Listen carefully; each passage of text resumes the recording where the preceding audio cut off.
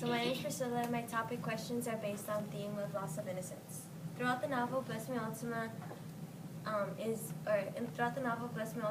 the theme loss of innocence is used to show how Antonio grows up and starts to make his own actions and decisions. He begins to see his life for what it really is rather than what he is forced to think.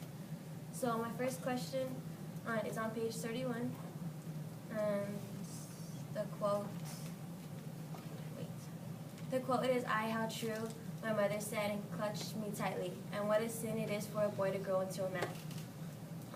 It was a sin to grow up and be a man. It is no sin, my father spoke of, only a fact of life. But life destroys the pureness of God, that God gives. It does not destroy. My father was becoming irritated at having to go to church and listen to her sermon too. It builds up everything he sees and does make him a man. I saw Lupito murdered. I saw the man. So my question is, after Antonio had witnessed the murder of Lupito, how did it affect the way he views life?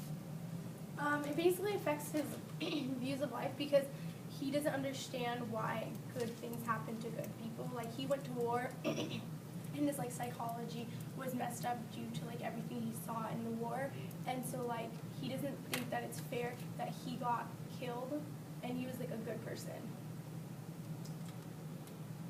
And Antonio, he doesn't see why Lupito had to die. He had something called post-traumatic stress disorder.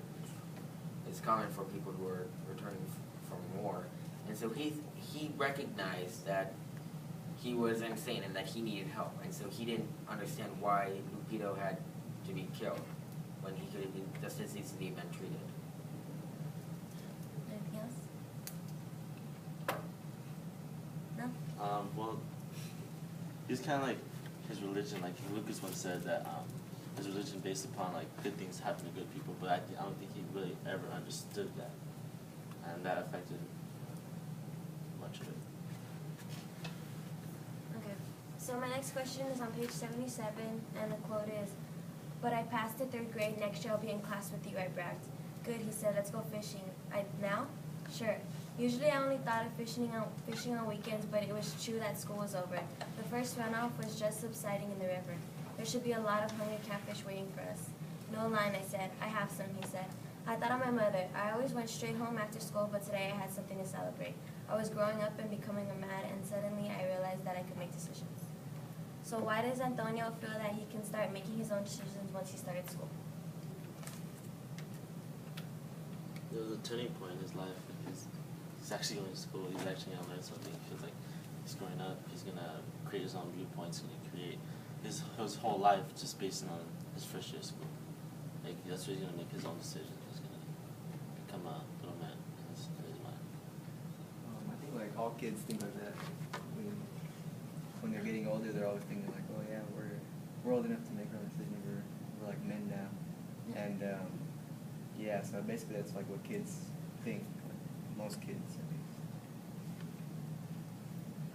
Yeah, so like I said in one of the previous seminars, responsibility breeds a loss of innocence, because now that you have responsibility, you have to make choices, and once you start making choices, that's when you begin to lose your innocence. So school is just another responsibility. You can choose to do his homework, he can choose to get interest. So while he may actually have very little control, his parents make most of the major decisions, this still is one of his first major responsibilities. Anything else? I think it's because he's growing more independent, because when he's at school he doesn't have to deal with his parents and stuff. So yeah. That's a good way. Alright. So my next question is on page 118, and the quote is, "I had no answer to that. My own mother had said that losing your innocence and becoming a man was learning to sin. I felt weak and powerless in the knowledge of impending doom." So how come Antonio says that losing your innocence and becoming a man was learning to sin?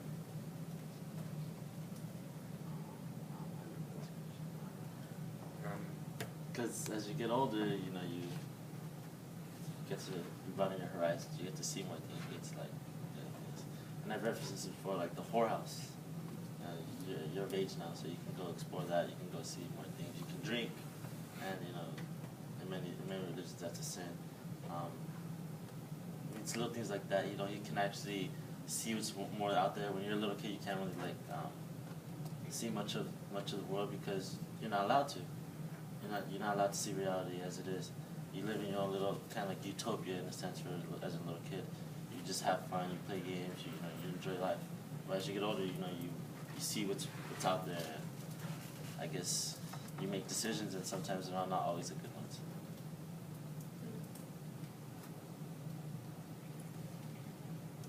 Anything else? No? Okay. So my next question is on page 172, and the quote is, I saw Andrew and the young girl from Rosie's. They held each other and danced while Narcisco pounded on the cold door. She was naked, and her long flowing hair enveloped Andrew and kept him from helping Narcisco. She pulled Andrew away, and he followed her into the frightful fires of hell.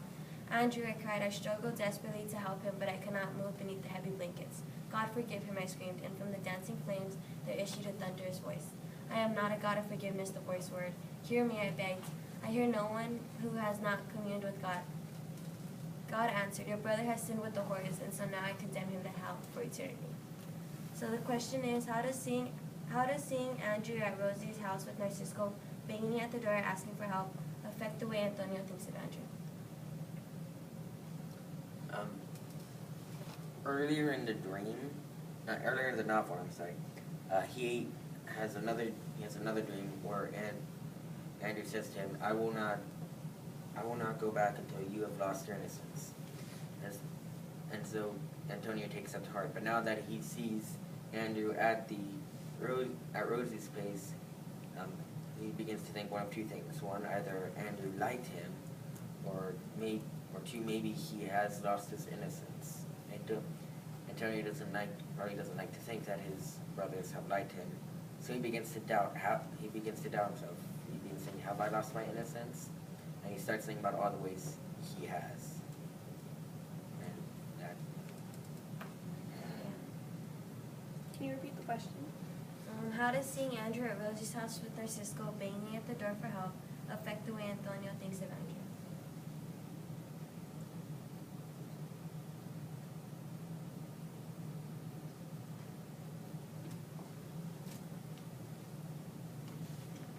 Like, how does he view him differently now, just because he saw his brother at the whorehouse?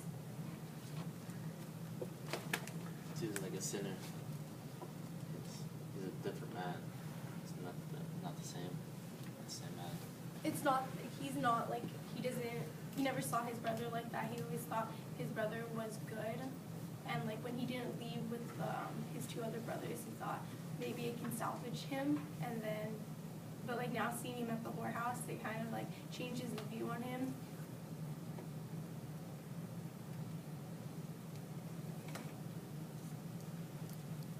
Anything else? No? Okay. So, on page 22, Antonio had just made his communion, and my question is, why does Antonio start to have doubt in God after he made his communion? He starts to have doubt in God after his communion because like God doesn't answer his questions yet, and he thought after he finished communion he'd be able to like get the answers that he's been like wanting, and like with God not answering his question, he kind of like starts to like question God, and he's like, why don't you answer my questions? I've done all this for you and you don't give me anything back in return. Yeah, can you repeat it? Well, the quote would be, after Easter I went to confession every Saturday, and on Sunday morning I took communion, but I was not satisfied. The God I so eagerly sought was not there, and the understanding I thought to gain was not there. The bad blood of spring filled us with strange yearnings and tumult, and the boys from Los Haros split off from the boys from town, and they were gang fights. Since I was not from across the tracks or from town, I was caught in the middle. And my question was, why does Antonio start to have doubt in God after he made his communion? What page is that passage? Page 222. 222. Oh, that's actually like the meeting with him and Florence. Mm-hmm. So I think by then he's already taken like another view of what Florence had presented to him, and he's kind of like searching for God as a a powerful force, not as before, but like, you know, he was there for every little thing. You know, he's kind of like searching for something else. And since Lawrence saw, you know, his belief in, you know, he didn't believe in God, and because of all the things that had happened to him, you know, he lost his mother, he lost his family pretty much, so he's alone. And you know, he kind of like searches for these things that, you know, God can do, and I think that affects his tone and, you know, his way of thinking in that passage, because he doesn't feel anything happening. He doesn't see anything changing. He doesn't see a significant, you know, amount of evidence that, you know, there is. So he starts questioning nonstop, and you know, that's him developing his own theories. Anyone else? No? Okay, well that's the end of the Socratic Seminar.